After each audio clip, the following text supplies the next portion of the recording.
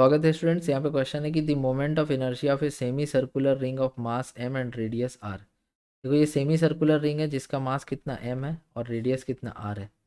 ठीक है। About an axis which is passing through its centre, centre से पास होने वाला एक्सिस जो थीटा एंगल पे एक लाइन जो इसके एंड तक ज्वाइन हो रहा है, ये जो एक्सिस है ना, इसके अबाउट अगर घूमेगा तो मोमेंट ऑफ इनर्शिया कितना होगा, ये हमको क्वेश्चन में बताना है। और 4 ऑप्शन मेरे पास दिया हुआ है।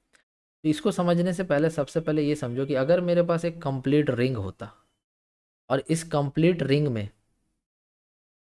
जैसे आधा रिंग का मास m था, तो मान लो कंप्लीट रिंग का मास कितना हो जाता 2m और रेडियस r। तो अगर मेरे पास एक कंप्लीट रिंग होता और मेरे को एक पॉइंट या एक लाइन के अबाउट जो सेंटर से पास हो और एंड को टच करे, जो बेसिकली एक डायमीटर है। सपोज करो थीटा एंगल पे एक डायमीटर है, डायमीटर का नाम क्या ए बी। तो इस डायमीटर के अबाउट अगर ये रिंग घूमता है तो क्या होगा मोमेंट ऑफ इनर्शिया, हम पहले ये निकालते हैं। तो इसके लिए तुम यूज़ करो परपेंडिकुलर एक्सिस थ्योरम। जैसे ये जो लाइन होता है इसके अबाउट, इस एक्सिस के अबाउट मोमेंट ऑफ इनर्शिया कितना होता है mr²।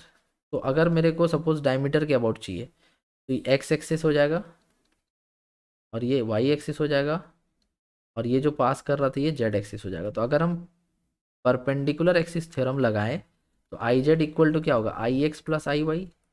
तो इस हिसाब से देखें तो आई एक्स तो मिल गया मेरा कितना, 2 ix equal to I Z, so I Z by 2, तो mr²/2।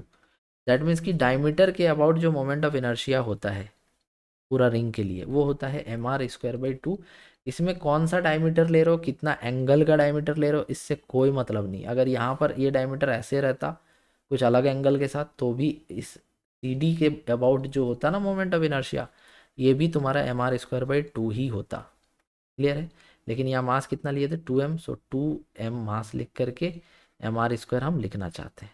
ठीक है, समझ गए। तो ये कंप्लीट रिंग का बात हो गया। लेकिन हम इसका आधा रिंग का बात करें, सेमी सर्कल का बात करें, सेमी सर्कल का बात करें तो ये पार्ट मेरे को नहीं दिखेगा, ये पार्ट मेरे को नहीं दिखेगा। केवल क्या दिखेगा, ये पार्ट दिखेगा इस तरह से। और ये पॉइंट का नाम क्या है बी, रेडियस कितना आर, एंगल कितना थीटा। तो अगर हम इसका मास का बात करें तो एम है।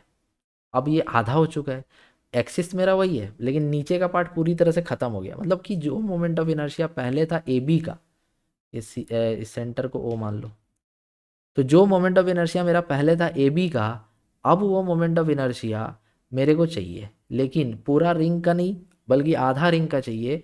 तो उसके लिए हम यहाँ पर आई अबाउट सी बी लिख देंगे mr²/2। समझ में आया। अब ये भी किसी भी एंगल पे डिपेंड नहीं करेगा। अगर हम एक और रेडियस बना दे इधर तो उसके लिए भी वही होगा जो इसके लिए है। ठीक है। दैट मीन्स कि अगर हम यहाँ पर सी डी वाले पार्ट को, नीचे का पार्ट पूरा हटा दें और इसके अबाउट लिखे तो भी mr²/2 ही आएगा। समझ रहे हो बात। तो यहाँ पर पूरा क्लैरिटी के साथ एक बार रिपीट करते हैं। सबसे पहले हम एक कंप्लीट रिंग माने, सबसे पहले हम एक, यहाँ देखना, सबसे पहले हम एक कंप्लीट रिंग माने और उस कंप्लीट रिंग में जो डायमीटर होता है चाहे कोई भी डायमीटर हो उसके अबाउट मोमेंट ऑफ इनर्शिया होता है mr²/2। क्लियर है।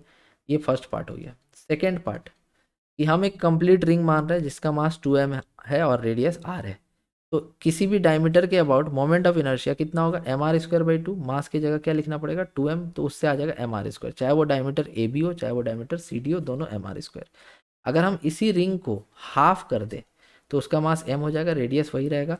और ये जो ओ बी था, ये जो ओ बी था, ये लाइन अभी भी ओ बी ही रहेगा। तो ये जो ओ बी था ये इसके लिए हमको इस एक्सिस के अबाउट चाहिए, वो भी हाफ रिंग का। तो जो पूरा का है उसका आधा होगा ना, मतलब mr²/2 होगा ना। और कोई मतलब नहीं किस एंगल पे नहीं है, इस वजह से इसका ऑप्शन नंबर सी जो है इसमें सही हो जाएगा। तो फर्स्ट पार्ट, सेकेंड पार्ट, फिर सेकेंड के पार्ट के बाद थर्ड पार्ट, इस तरह से 3 पार्ट में इस क्वेश्चन को हम समझाने का प्रयास किए। ऑप्शन सी इसका सही आंसर होगा। आई होप आपका डाउट जो है वो क्लियर हो गया होगा। Thank you so much for watching.